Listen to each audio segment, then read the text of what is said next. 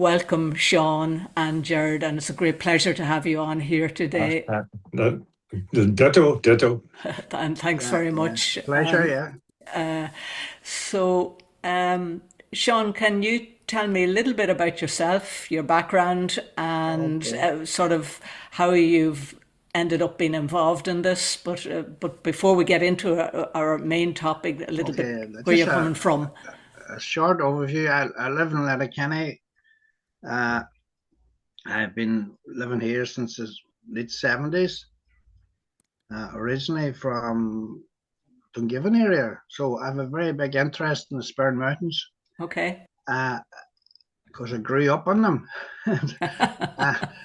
uh, but I here and then for 30 years I worked organic horticulture for supplying vegetables and herbs to local restaurants mainly, and Oh, then I taught organic gardening too on certain courses throughout Donegal. And therefore, when I got into my 50s, I thought my organic garden was of an interest from the environment, trying to work with the environment and showing people you can work, you don't poison the land, etc., etc. So then I decided then in the 50s I wanted to go back and study law so I can use that as a law as a resource to help to work for the environment. And so I did a law degree in Letterkenny, and then I've done my master's in environmental law in UCC in Cork. And from that then uh, I got in touch with Tony Lowe's. Well, actually, Tony Lowe's got in touch with me through the lecture in UCC, and kind of linked me in then with environmental campaigns. So I thought it was good to have a group here in Donegal. So I approached people like Jared and a couple of other people to get a wee group together to use our knowledge and legal knowledge to help to defend the environment. So we started a group called Defending Environmental Wealth, and here we are. And we've been successful in a few campaigns, but I suppose the sperm mining issue is probably the biggest thing we've got involved in. So pass it over to Jared. That's my yeah. overview anyway. Thank you, Sean. That's very interesting, and half of that I wasn't aware of, and I must come back to you. I have some parallel. I have a parallel track in my life, However, Okay. yeah, I would have been an organic teacher as well, and grew organically. I worked in the organic centre in Leitrim for a number of years, Oh, Yeah. oh So yeah, it's yeah. I always funny. visited there, especially And then years ago. I visited a lot. yeah, and I did a postgrad in environmental decision making with the Open University, many Oh. years ago, So yeah, so we're in the same. Oh, well, we'll chat about that again. We'll bump into Aye. each other. And Jared, tell us a little about yourself. I'm the reluctant hero. Right. Myself, I only got into, I suppose in academia circles, I only uh, lifted that in my 50s and got a degree in community development. And then subsequently, recently, I did a diploma in science through the University of Galway. With regards to organics, I'm actually an agent for an organic supplier in Ireland, Fruit Hill Farm in Cork. So Oh I'm yes, their I do. I know them, of course. I've often bought off so them. so I'm their Donegal agent. Oh, very Um, good. Myself and Sean were out yesterday delivering compost and seeds throughout Donegal. Anyway, how did I get into the environmental thing? I was dragged in it through the courts. Um, because in 1997 I worked in the coal industry for 30 years, and oil, and we had a family business. And in 1997, I stupidly, I suppose at that time, wrote to my local authority complaining bitterly of the dumping of toxic waste in Donegal. To cut a long story short, I uh, wrote the letter. About 6 weeks later, I was served with a planning infringement injunction.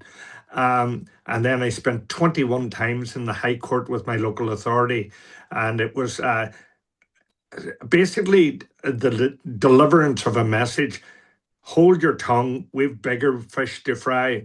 And that's where the brown envelope thesis came in, because I realized, whilst I might have been a local business person, I was a very small fish in a very large pool of complicity to commit criminal acts. So I became very familiar with the law very quickly, because in my local authorities trials, I took on to educate myself, because I figured this was going to cost me a fortune. So as a lay litigant, I represented myself in the High Court 21 times. So that was interesting. And the tipping the cap to authority didn't. I didn't read that chapter, but so anyway, to cut a long story short, in 2005, because of this case, which is relating to the 13-acre dump just up the road, in its now 29th year of non-action, I was forced into voluntary liquidation by just basically the bullying of our local authority and other matters. So I've been fighting for the environment since, even though I was always an environmentalist, but I didn't know it. Yeah. I wasn't aware of my role walking the rivers, fishing, and my great interest in protecting the environment by what I was doing anyway, without the help of others or even knowledge. So that's where I come from. And then, of course, we met Sean, and I was sure we've been doing great work since. We don't even get a Christmas card from the local authority anymore. Yeah, but Jared, you've got to mention you're a famous beekeeper. Oh yes, well, yes. Go on, tell me. Well, I am a beekeeper, and that's where the science diploma came in, because through University of Galway, I did a diploma in science through the topic being beekeeping, which is very interesting, because I brought it up at the meeting last night. I said, and I actually have a herd number. Imagine. For your bees? For my bees, yes. Imagine, because now they don't individually have to have tags on their ears. But I'll make you laugh again in a few moments. So I've been at the bees since 2016. So I'm a very much an infant in this, but I'm not a great believer in this ideology of I've got 30 years experience. A colleague of mine once said, "Is it 30 years or 1 year 30 times?" So anyway. So yes, I have to have a herd number, and this is very important, I suppose, because in Donegal, I think anyone that has gone through the roads here in Donegal, especially in Inishowen, have seen oysters and mussels being moved all over the place. Without license or concern, moving problems from Lough Foyle to Lough Swilly. Lough Foyle, none of the oysters coming out of Lough Foyle are actually allowed to be used for human consumption, because there's no licensing. Yeah. Yet they're coming out onto the roads of Inishowen, and they've been moved to Lough Swilly and Trebeга Bay in Carndana and other places all over Ireland without either concern or licensing or where myself, as a beekeeper, I sell honey in butcher shops locally. The local authorities go into the environmental health, go into the butcher shop and look for my herd number on the jars. Oh God. Now, here, and I have to be inspected every year. Once a year, the environmental health inspector comes to my home to inspect. Am I labeling correctly? Am I doing all the? And I think it's wonderful that this is done. That I'm doing the correct thing. But yet here we have 100,000 trestles of oysters in Lough Foyle being moved all over Ireland without a will Well, nor a way. it's incredible, isn't it? It's incredible. So the very people whom, like the Sea Protection Authority based in Greencastle, are I call it what if you could call it the conspiracy of anonymity. They cannot be seen to doing their job, and that's where myself and Sean come in. We have I liken it to becoming the barking dog. So every corner they go round, we're standing there chained to the ground. But anyway, I'll finish on this note. October last year, my wife's she's not my doctor, but she is a doctor, a medical doctor, and I rang her one morning and I says, "Hello, love, how you doing?" I said, "I'm coming in to see you. I'm only 10 minutes away because I just got stung with a bee," and she went, "Oh shit." So anyway, I was right in the midst of anaphylaxis, and it's not funny. And I've been stung hundreds of times. So since last year, I've been going for immunotherapy. For 3 months, I had to go down every Sunday to Galway, and now I'm going down every 6 weeks. And for anyone out there that has bees and knows someone that has become allergic, it's really, really important to know that there is a cure out there, and I'm living it. I didn't give up my bees. I still have them, and yeah, all good. Oh, that's really interesting because my other half had bees here, and that happened to him, and he gave them up. But he gave them up 20 years ago. It was Yeah, it was getting too dangerous. yeah. So that's interesting. And I have someone else here connected through one of my kids who's doing a beekeeping course at the minute, and is looking forward to putting hives on the place here this summer. Yeah, So yeah. I must connect them up to you at some point. Yes, do. I'm a mind. I'm a How minder many just beehives have you got? uh, Me? Oh, me, me. Yeah. About 20. No, you're more than that. Well, this is a those, podcast. You've got those, 20. Sean, those are the legal ones. Anyway, Does each hive have a herd number, or does no, it's just just me, all just me. right? Okay, Yeah, yeah. and that's interesting. And so, honey on the back on the labels on the honey should have a herd number on the label if it's real honey. And if it's any concern, I would please, even though it's expensive, buy from your local beekeeper, Oh yeah, and do yeah. not touch that sugar syrup. This That's yeah, past is honey. Yeah, I know, I know. yeah, I know that for years, but I yeah. just see other honey around for sale around the place, and I'm suspicious of it. Let's put it like that. Totally. Okay, let's get to the point of this conversation. Last year, January 2025, our public inquiry for the gold mine planning application was suspended due to lack of a transboundary consultation. Now, I want to sort of drag you back to that time, and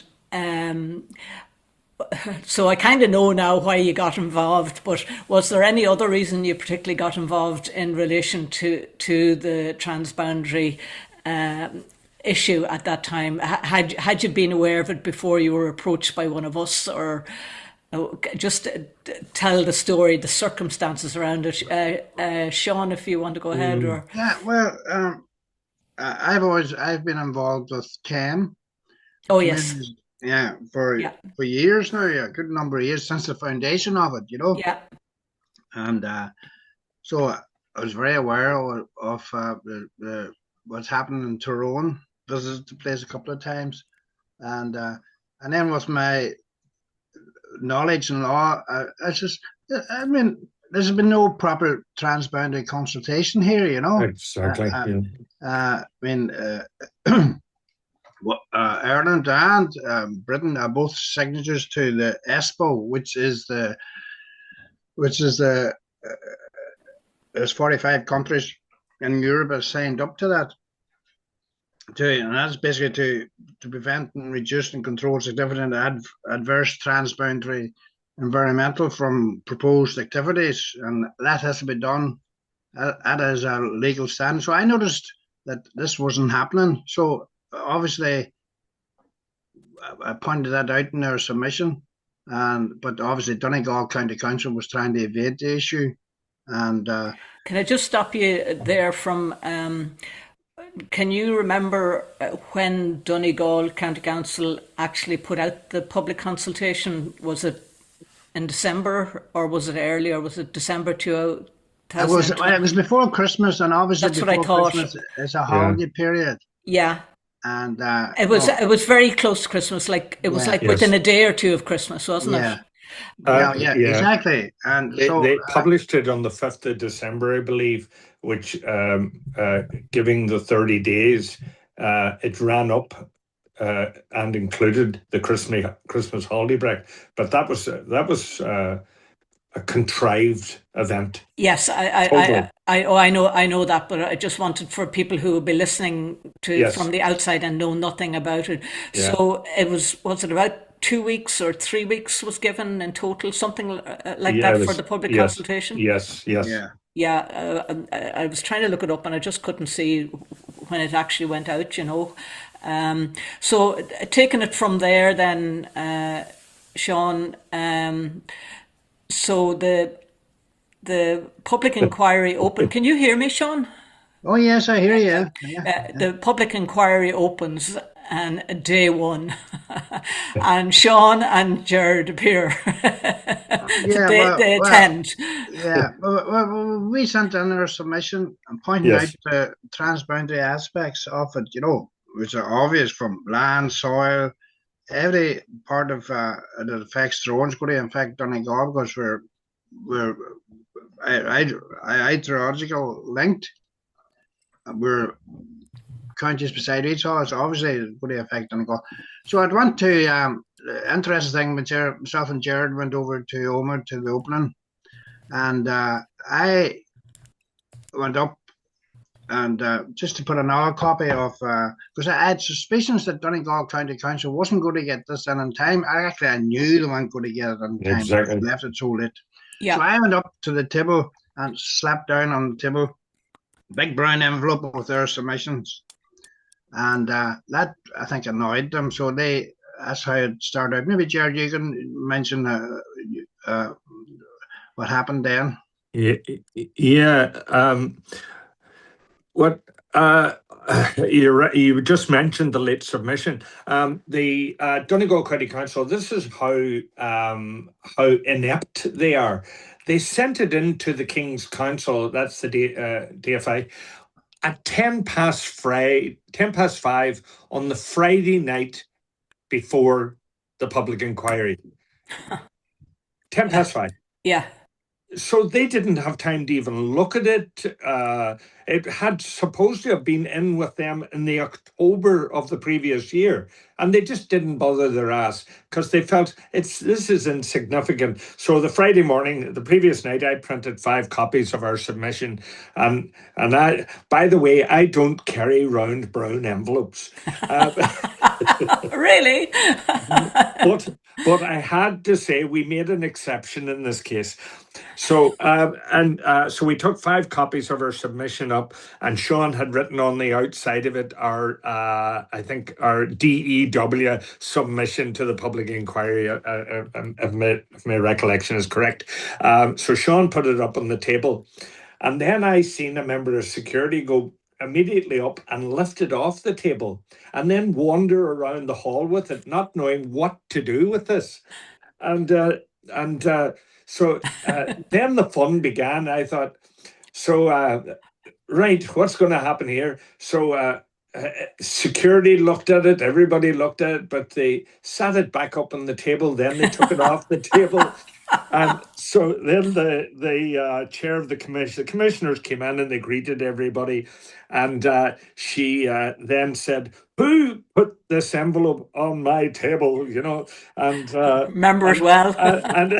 and and so everybody was looking around, so we looked around as well.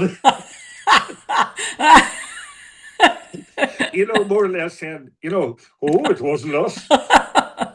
So that came.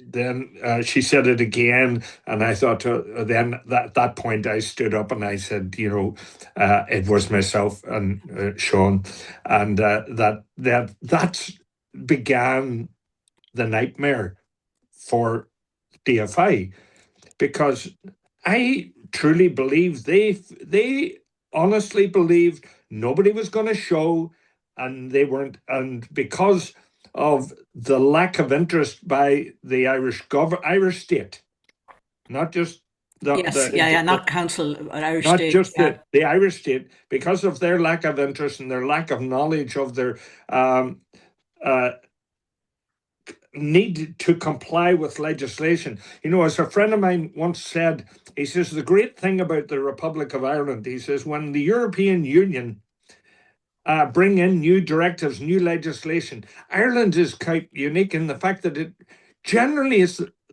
very quick on the ball to bring that into Irish law. But the other side of it is they are also unique in they enforce none of it.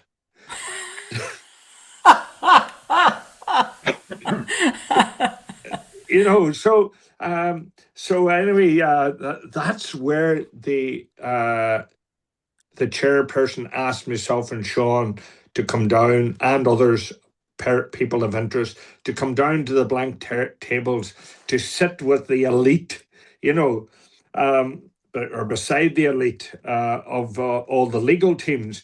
And that's why, getting back to my original case, is that when you've got people who are legal, King's Counsel or solicitors firms, they don't know what to do with you. That's right. They have no idea, because they have no idea, and because they show deference to each other because they know that as a friend of mine, I've only got two friends, but anyway, the other friend says to me, at one time it was a case held in the court in Letterkenny, and a man went to the solicitor's firm and he said, "I can't represent you, but here's a note for a guy down the street. He'll represent you." And on the way down, he opened the note, and it read, "Two fat geese, one for you and one for me." And that's a true story. That was a customer of mine, an old man in Letterkenny, and that's what that son of a gun wrote on that bit of paper. He should have been struck off, and he turned around and he went back up the road and he sorted the thing out with his neighbour, which he should have done in the first place. But that's what they treat each other. We are the geese. Yeah. And they treat us with a certain level of contempt. Absolutely. And like you've seen the counsel for Dalradian talking about his trousers down around his ass. He made that comment to me, and I thought, how rude can you get? But anyway, so we only learned then. We went home. We went there on the Tuesday while they were arguing, and we went there. Oh no, that's right. We decided not to go back on the Wednesday, and I was sitting in the pub at 9 o'clock on the Tuesday night, and RTE rang me and said, "Are you going to the tribunal tomorrow, the inquiry?" And I said, "Well, I have no intentions of. God, you better go." I says, "Why?" He says, "They've admitted what you have said, that they broke the law." Yeah. And I went, wow. And to add, well, Sean heard this more than I. The RTE guy, I can't remember his name.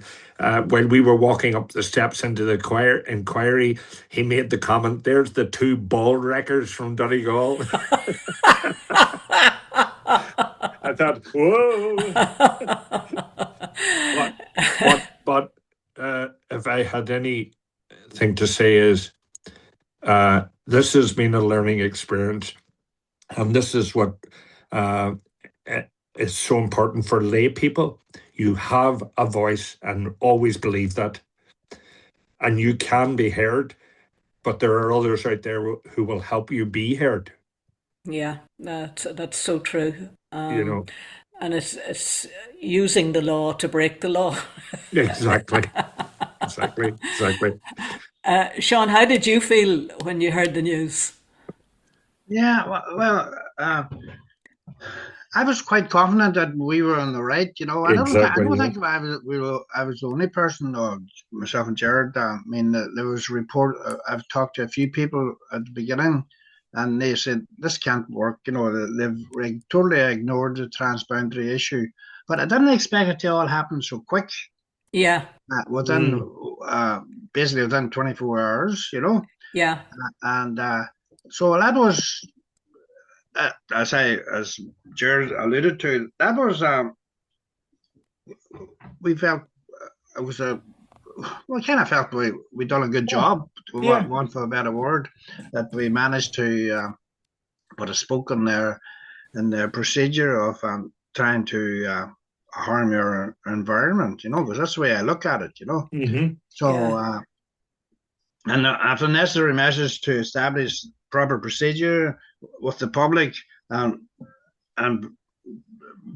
prepare the possibility, the potential impacts on the environment when not carried out.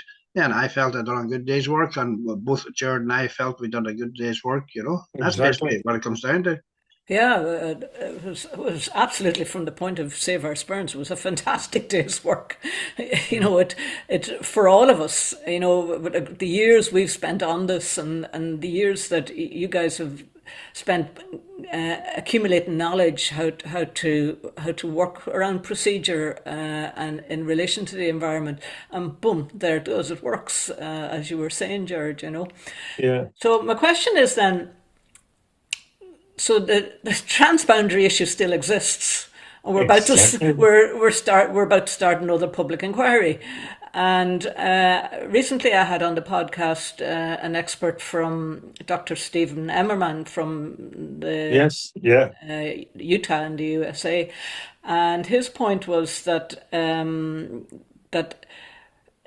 relation to, say, a mine tailings dam and the collapse of a mine tailings dam, one, it's uninsurable.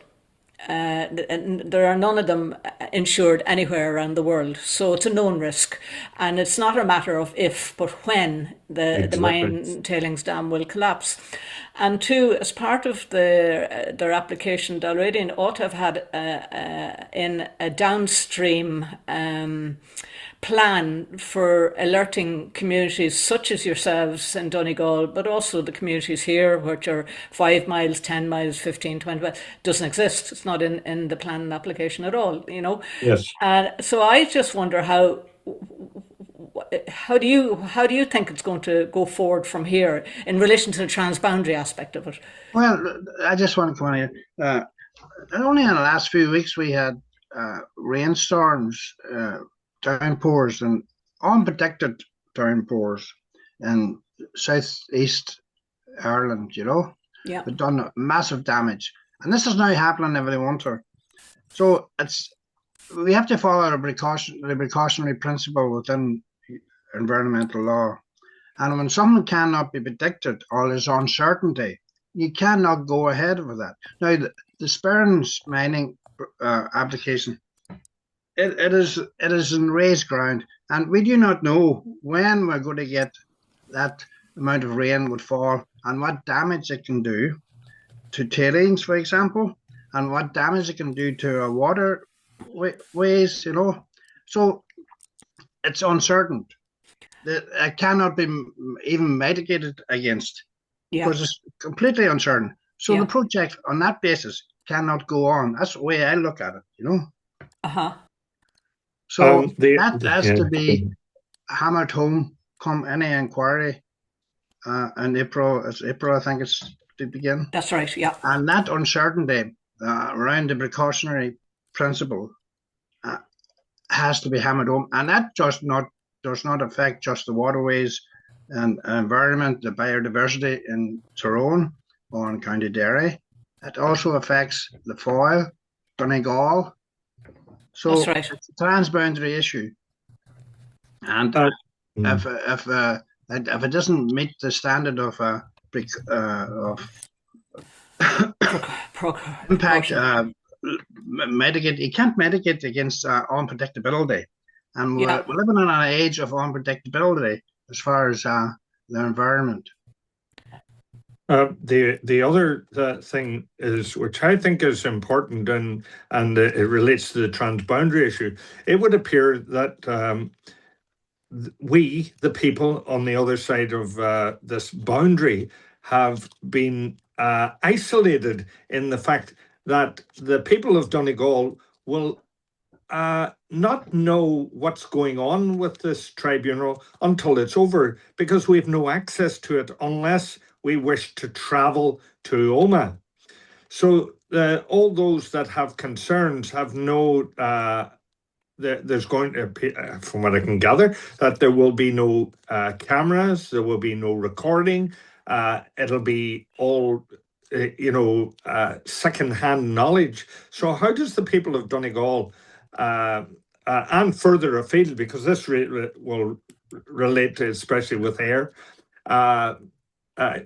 the Foyle goes out and goes out into the Atlantic, and it goes right across the Donegal North Donegal coast and the north coast of Derry. But how do the people of Donegal how are they going to be informed?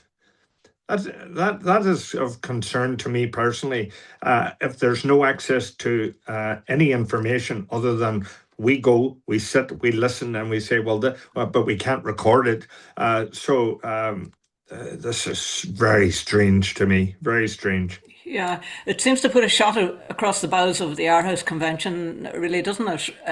Totally. Because people are entitled to have access to information. A right to know. Yeah, right to know. And I believe we're working on that at the minute. We're making creating a case for that, which in the short term, it takes them a long time to come back to you when you're putting together an argument for the convention. So it may not be quick enough for what we're dealing with right now. In your opinion, could the public inquiry be stopped again at this point because of that lack of? Yes. And I think there's precedent on this now. I do not know. Right. Okay. I don't think I can't on the top of my head, but I won't look into it. But I think there's been cases where it was compulsory to have it open to the public, like with technology now, it's very easy to do so. Yeah. From Zoom, etc. And people can look on and see what's happening, maybe, and obviously not partake, but they can then delegate or whatever. It's kind of an oxymoron, really, when you're using the term public inquiry where you're holding it in camera. Yeah. It is an oxymoron. You're absolutely correct. So I think that we should be quite confident and be stalwart to the public inquiry team, is that how can there's a bloody subtle difference between public consultation and public participation. And this, they are saying to us, oh, well, you can send in, and I will say at this point, I am shamed, beyond shame, the submission by our local authority. It's dreadful. Yeah. Yet again, thrown again at the 11th hour, appealing to the Lochs Agency for a copy of their submission so they could take little bits and pieces out to make our submission look really nice and good, when there was no concern, no interest in this whatsoever. Probably left to the office intern or something. Well, whatever, I don't know. Like a senior planner, and I'm not denigrating the person that signed it off, but it doesn't appear to have been a team effort. It appeared to be, could you please send me some information so that I can copy and paste? And that's what it was. And it's a dreadful, well, it's not overly dreadful, but it's an unthought out submission without, and the consultation process as it was again, lastminute.com, throw it in. Yeah. Highly unprofessional as well. And it makes me actually wonder, was it planned to be that way? Absolutely. Yeah. Absolutely, totally. Yeah. Coming back to your point about the access to information for people in Donegal and further afield, and this, because this actually impacts the whole of Ireland. This planning application, because there's 28% of the Republic and 25% of Northern Ireland are out with mining exploratory licenses. So everyone is interested. Everyone is watching. Yes. Not so long ago, 2-3 years back, maybe about 4 years ago, there was a huge, as I call them, wind factories now, rather than wind farms, because that's what they are, wind factories, planned for a place called Brockderg here in the Sperrins. And that, the PAC at that point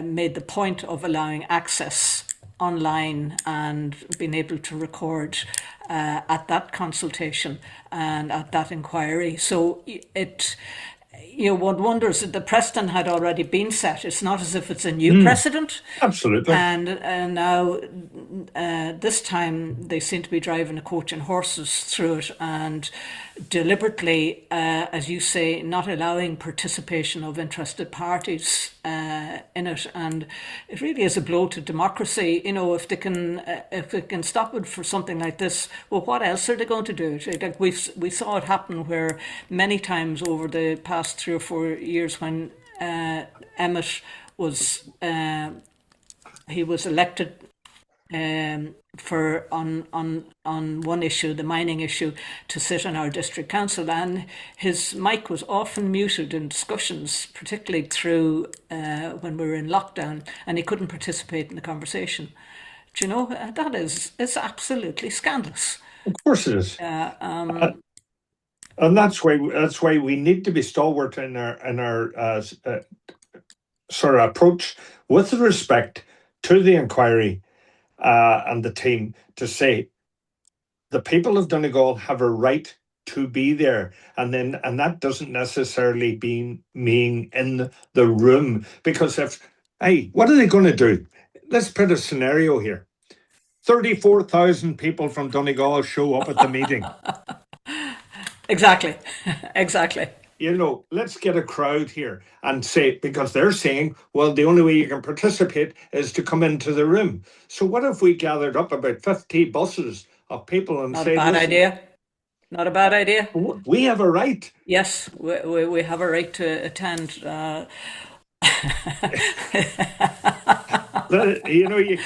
You can't have your cake and eat it. Go ahead, Sean. No, it's just, it's in the name. It's a public inquiry, so the public will have to have a right to hear the inquiry. That's exactly. So now my next question is a little slightly broader. So as people who are protecting and defending our environment, and as I pointed out last week at another meeting, our governments are not protecting our environment. Our political parties are not protecting our environment. Our district councils are not protecting our environments, at least not where it counts. And then there's one line left, and that's us. We're the last in line to put value on the air that we breathe, the water we drink, and the earth that supports us. Yeah. Mm-hmm. But we're always reacting. We react against this planning application, against that proposed, against this. Mm-hmm. So we're always catching up we can never drive the horses. Do you understand what I mean? Yeah. And in your opinion, how do we change that? How do we be in the room to change policy? Oh God. Big question, I know, but it's what we have to be thinking of, because otherwise this is where we'll always stay, always reacting. I suppose my personal opinion is, teach a man to fish. It'll do him no harm. So teach a man, and not include all genders. Teach people that they have a right to knowledge and the right to the landscape, and that these rights are all enshrined in legislation. Now, we sometimes take laws as being a negative, as in regards to enforcement, and we're being forced. But if we can educate in some small way the next generation and the next generation after before them, if we continue to educate and be responsible for saying, like we did last night at the meeting, you have rights and your voice is important to everyone. And it's often we get angry with people, and someone I know the other day says, I fundamentally disagree with this person and what they're saying. Totally disagree. But I keep reflecting that they're a human being.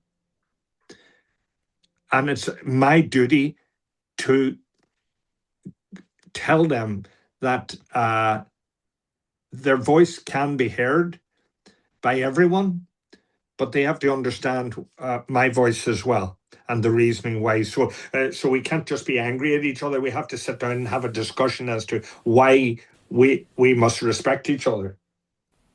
Yeah, I have a phone ringing here somewhere. it's all right. Yeah, well, yeah, I know what you're asking. It's a difficult one for the simple reason that I think we're going through a phase of change, and you alluded to it earlier, that people are becoming more aware of their environment, and that's what it comes down to. Those people who are attacking or threatening the environment are a minority. They're usually people Yes. who want to profit, and their main concern is making money, making profit, and the environment comes second. But we as defenders now, we call ourselves defending environmental wealth, and that's what it comes down to. It comes down to population and its health. It comes down to biodiversity. It comes down to our land, our soil, our water, our air, and our climate. Whereas material assets to us is our cultural heritage. Our material asset is our landscape. It is not how much money we have in the bank. It's the air would we breathe. And the interaction between all them things I've mentioned are so important because they interact, our health interacts with our biodiversity, etc., etc. So that awareness, that's an educational thing, and it's awareness that it's so important that we defend our environment, because that is the real wealth. And once that gets across into people's conscience, that's when things begin to move. Now, we saw it. We saw it last night at our meeting. You see it in Tyrone. No, 15,000 many applications. I think it's up on 50,000 objections. Yeah, 50,000, like. Yeah. And through all that, people become more aware. They understand what's happening. Exactly. So that's how change comes about. So I think in this last 10 years, there has been change and there's been awareness. And we have to keep the people on the people who wants to tackle our environment or destroy it. We have to keep them on the back foot. So, yeah, I think it's educate. That's basically what we have to do. Be aware and be diligent in their awareness and use whatever resources we have they're not great, but they can be built upon. The Irish Convention can be built upon, ESPO, etc. And lobby our politicians, because at the end of the day, they have the power. And Yeah, obviously, here in the Republic of Ireland, they're trying to undermine the Irish Convention. They're yeah, trying to undermine judicial review, that's and we right. have to be diligent and not let it happen. And as we proved categorically, you don't have to be a King's Counsel or a politician to bring down a public inquiry. Yeah, what a fantastic example. You know, Okay, and probably my final question, ask you each of you individual, what gives you hope? My hope is exactly what I'm after relating to is awareness, making people aware, creating that awareness within the community, and stamp out reactionary. I mean, there's a rise of the right in Irish politics, European politics, and politics throughout the world. Like we see Uh-huh. the election of people like Trump, etc., in America, who even deny climate change. They can dampen your hope, but I think it's a blip.